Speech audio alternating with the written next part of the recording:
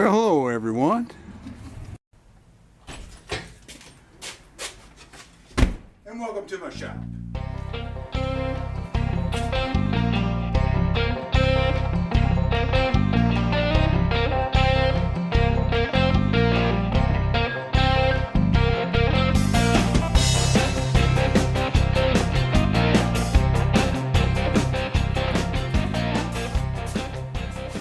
And welcome to my shop. If you're an owner of a General Motors 47 through 55 First Series truck, you've probably entertained the notion of repowering it at one point or another. You may have a modified truck like this 1949 GMC Model 100. That's a resto mod that has been taken away from stock and has been upgraded with newer, more modern equipment, and you want more power that you can get out of like a V8 small block Chevy or an LS small block Chevy. Or you may have a truck like this 49 Chevrolet 3100 that's more in its original condition and you want to keep it that way, so you're thinking about repowering for more power, and maybe you have a 216 or an older 235 splasher type engine, and you want to upgrade to a full pressure 235 or 261 that has more power. When it comes to the V8 upgrades, the small block Chevy was one of the more common upgrades until the LS series of engines became more popular. And LS engines now are probably the most popular V8 upgrade that people are doing to these advanced design trucks. And upgrading to a small block Chevy or an LS isn't the only path people are taking to upgrade the power plants in their old AD trucks. Going with a full pressure 235 or even a more powerful 261 is also a very popular and cost-effective powertrain upgrade.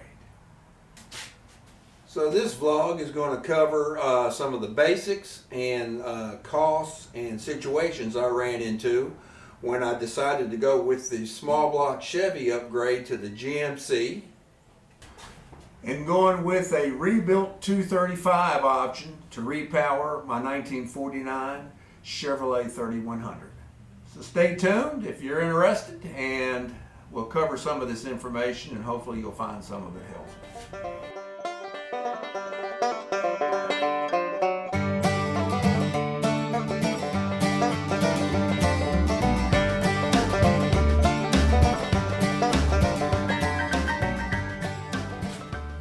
Alright, by far the cheapest option to repower a 47 to 55 First Series advanced design truck is to go with another 6-cylinder from that same era, be it a good 216, a good 235, or a good 261.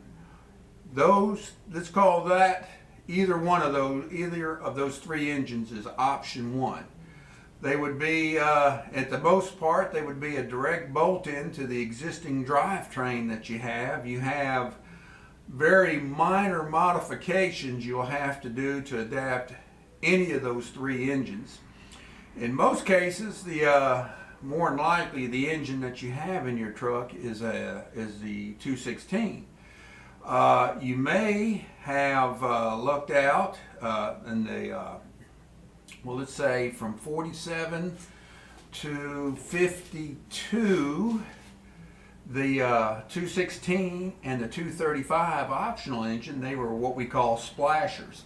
Now, that's kind of a misnomer because there is pressure lubrication in the engine for the crankshaft and for the cam bearings, but what the name splasher comes from is there's dippers at the end of the rods that dips into the troughs in the special oil pan that lubricates the rod bearings on the crank.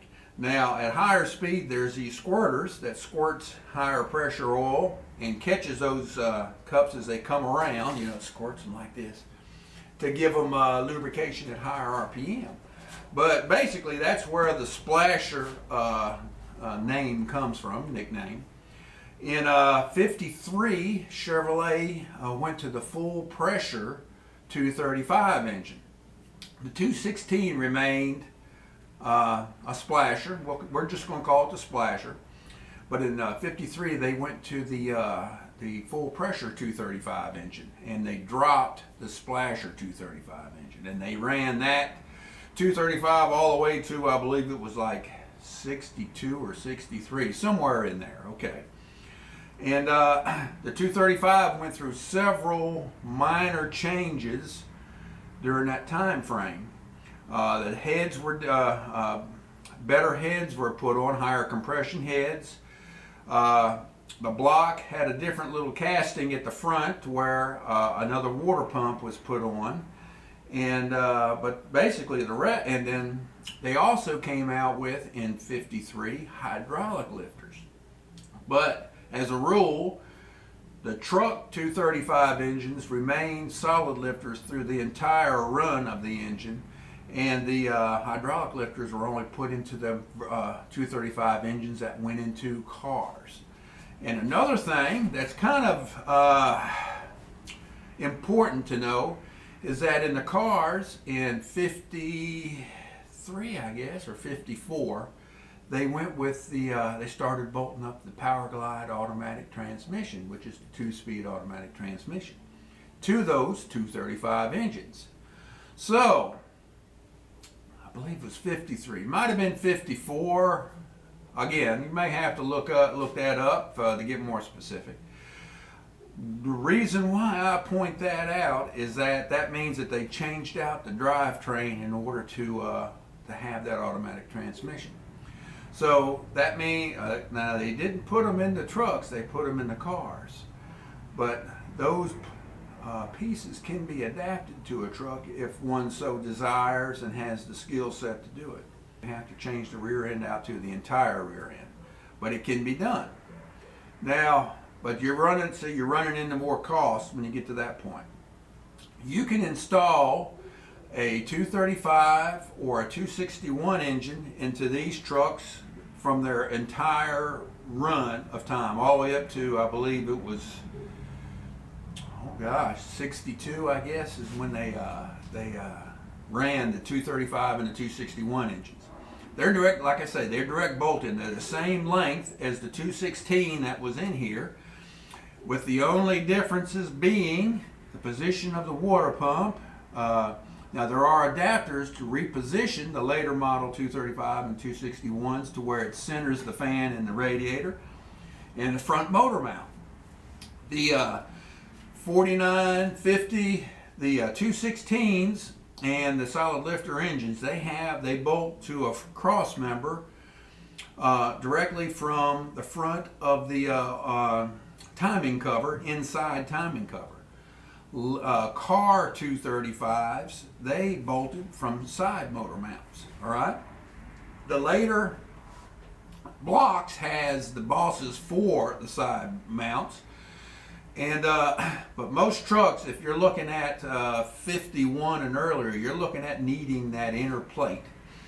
The good news is that plate can be taken off of an older engine, let's say one you're junking or is so tired you don't want to rebuild it, and you've bought a car engine. You can put that plate on your car engine and it'll bolt right into your truck. So that's good news. Now, the bell housings changed over the years, and the main change was how they see these engines. They use a 3-point mounting system, the older ones, and then they went to the 4-point. The 3-point being the very front of the engine. You've got to the front cross member is your main bolt up, and the other two are to your bell housing on either side of the bell housings, because the bell housing is considered integral. Even though it bolts to the engine, it's considered an integral piece of the engine. So that's how the older engines bolted. Later engines in cars, they went to the side mounts, but you still had the transmission bell housing mounts on the rear cross frame. Okay. Now, those bell housings changed and the angles and the positions to where they bolted to the frame. So you may have to change out your bell housing. The good news is the bell housing that's on the engine that's in your truck will bolt right on up to the whatever year 235 or 261 engine you want to bolt in here. You can bolt that up, bolt the same drive shaft, transmission, drive shaft and rear end, and there you go. Now, you could find a very serviceable 235 or 261 engine that doesn't need any work at all. Let's say it's someone that's they've wanted to do a V8 upgrade or an LS, and they've got a very good 235 or 261 engine. You can buy that engine and drop it directly in your truck for what, $500 to $1,000, and there you go, you're repowered. So that's your option number one, which is basically your cheapest option to repower your truck. Now, this engine I've got in here is a 54 235. And this 54 235 was a direct bolt-in to this truck, but I did have to take the 49 bell housing off the 216 that was originally in here and bolted onto this 235, which was a direct bolt up, like I said, and to where the rear motor mounts lined up with the frame cross member. I don't know when they changed the angles and the type of rear bell housing motor mounts that came on these trucks, but they did. There is a difference between 49 and 54. So basically, my bell housing and the motor mounts are still for the 49 truck, where this is a 54 engine. Everything else, direct bolt up. I didn't have to change the transmission. It bolted right up to the transmission, torque tube, and rear end. Now, I ran a little bit more than just $500 to $1,000 because I opted to go get a 54 engine and to totally rebuild it before I put it in. So I ran in considerable more expense. But even considering that would still, which would be your option 2, that would still be less expensive than going to option 3, which would be changing out the drivetrain to a more modern drivetrain. And I'll cover that here in a moment. So anyway, all right, the stock drivetrain in this 49 truck is a 3-speed with a 411 rear end. Now, that's great for running around on back roads and maybe doing a little bit of highway running, but that's not any good for any interstate runs or for those that can't drive a straight stick. That's not good either. So there are some options for that. One of the options is Chevrolet came out with, in the early 50s, the Power Glide automatic transmission for cars. So, of course, now that's just a 2-speed transmission, all right? But they did bolt up to the 235 engine, okay? Now that would be the cast iron version of the Power Glide transmission. Now they're getting harder to find and rarer, and actually some of those you had to manually still shift. You didn't have a clutch, but you started out in low and manually had to put it to drive. Isn't that something? Well, later, I don't know when they went to the full automatic with the cast iron, but they did. And eventually they came out with the aluminum Power Glide automatic transmission that had the longest run and what is the most common that you'll find. And they also would bolt to the 235 engine. Now, by going with that in a car, it wasn't available in trucks to my knowledge. It was only available in cars. If you can find some of them, that setup, you may have to have your drive shaft lengthened or perhaps taken in some, but other than that, it should bolt right up and you'd have an automatic transmission. Of course, now you're only talking about a 2-speed. If in order to get interstate running out of these trucks, you really need to change the rear end gearing. That's the main thing you need to do. Now there is a kit available that aftermarket providers sell, and it's a 373 gear ratio, and it's a gear and ring gear and pinion and the seals and bushings and everything to actually fit it into the existing torque tube rear end that you have. So in order to get more highway speed at a lower RPM, that would be an upgrade to look into by keeping your costs down and keep your the 3-speed or granny geared 4-speed transmission you have and the torque tube. Again, I'm offering this option to try to keep costs down, but try to get your repowered truck some more speed on the interstates. But to get back to the Power Glide option, you're going to have to get a different rear end that basically came from a car in order to get the automatic in it. Now there's even better news. There's an outfit, there's several outfits, but my research showed this one, and I'm going to do a pop-up about right now.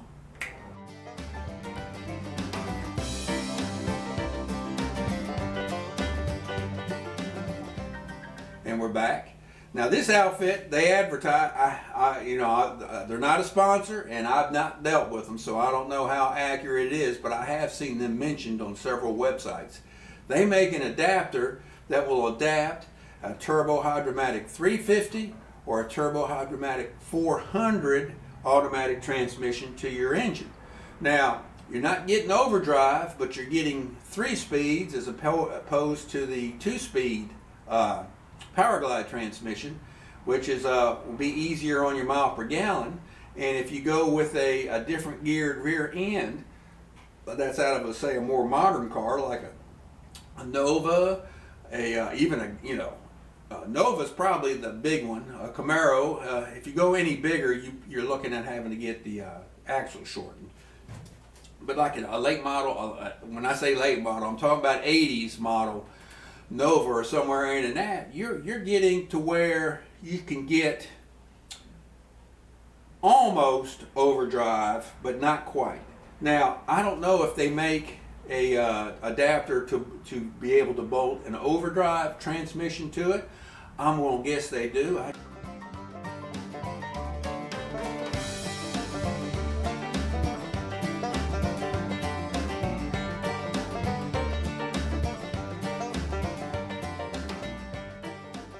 Just hadn't researched it, but that would also be another option.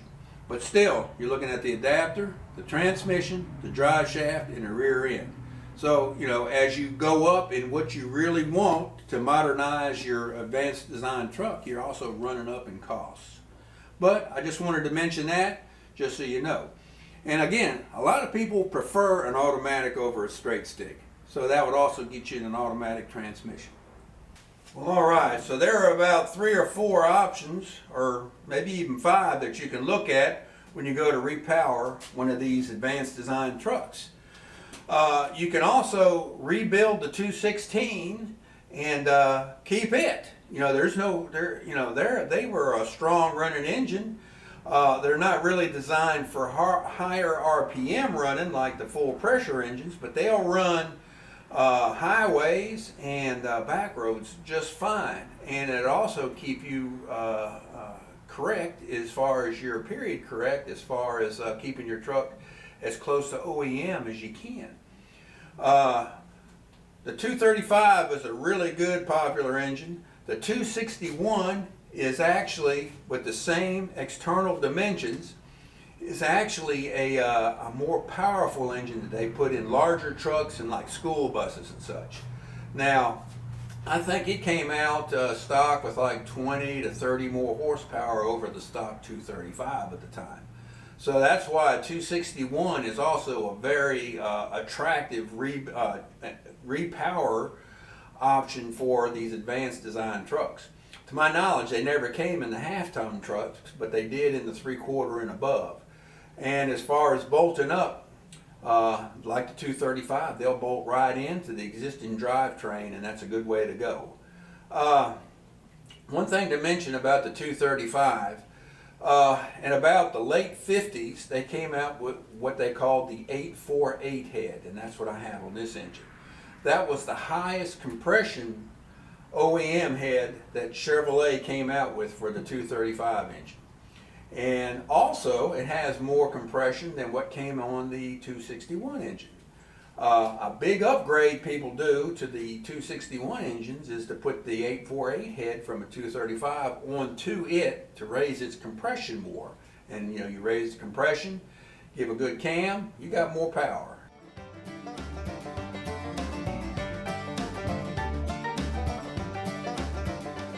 So that's also a repower option you can think about too.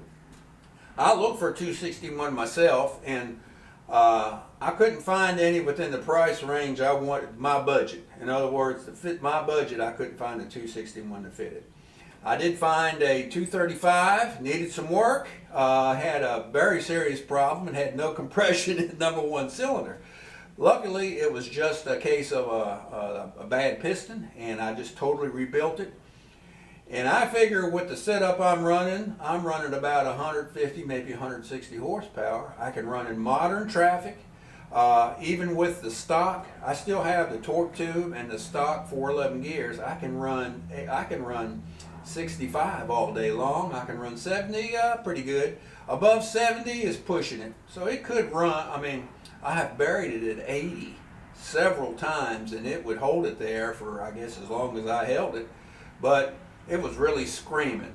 You know, the sweet spot on an engine like this is between, let's say, 40 to 50 mile per hour. And that's where this really just hums along. It'll do 55 all day long, 60, 65, it'll do it all day long.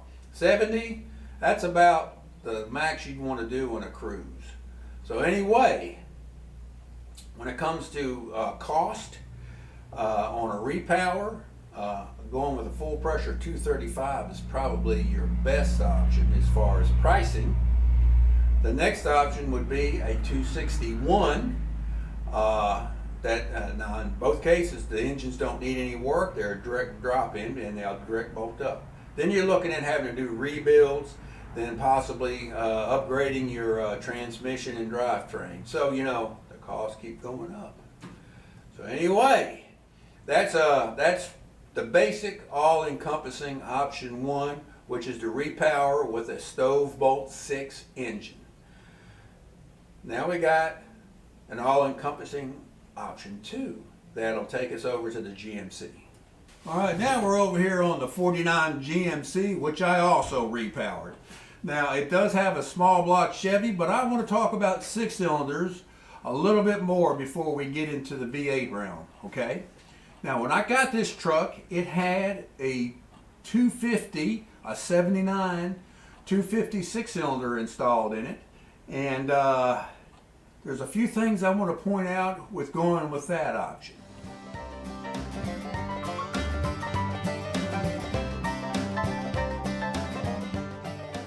All right, the main thing I want to point out is the 230, the 250, and the 292 series of engines, Chevrolet engines.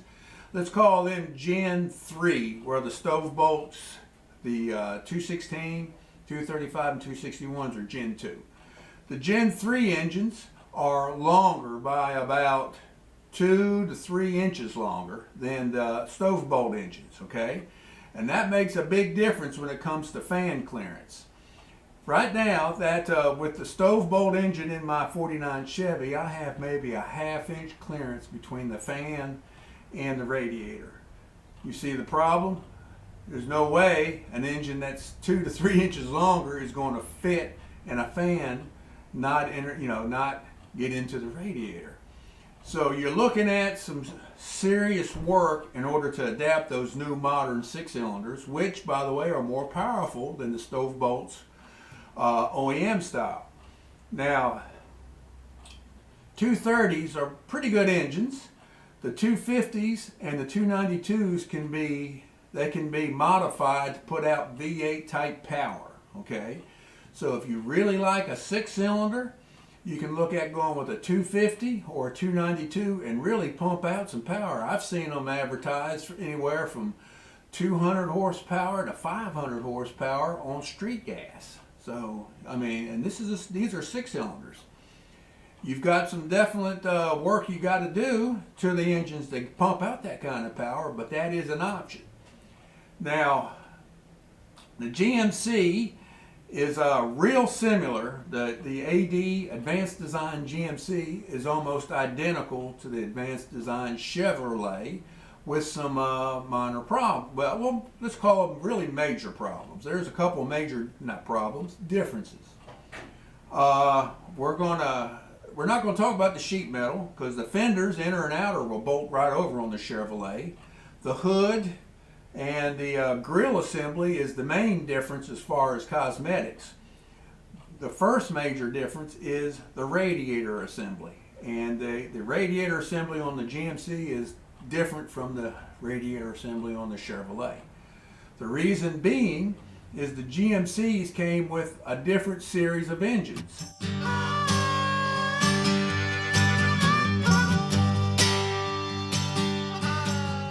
224, 248, and the 302 series of engines. These were not only more powerful than 6-cylinder engines, they were longer, like the 230 series of 230, 250, 292 series of Chevrolet engines. They were longer. So those GMC engines would not bolt into a Chevrolet Advanced Design truck without some major relocation of the radiator assembly. Conversely, since the engines that came stock in the GMC trucks were longer, the radiator assemblies were pushed out to give that clearance already. And that is very helpful if you're looking at, with a GMC advanced truck, going with a 230, 250, or 292 modern 6-cylinder, or going with a V8, all right? And that difference is a big benefit as far as repowering to more modern engines. Another difference is in the front cross member. The front cross members are different on the frames between the Chevrolet and the GMC. First off, to make up for the length of the engine difference and also how the engine bolted to the frame, to the cross member. So there's a big difference too. That is also beneficial to more modern engine repower. So the GMC, since it has a longer, the sheet metal's the same, but the way the radiator and all is bolted in, it has a longer engine bay than the Chevrolet, and that's more conducive to installing a more modern engine. All right, so there's point one with the GMC and the Chevrolet.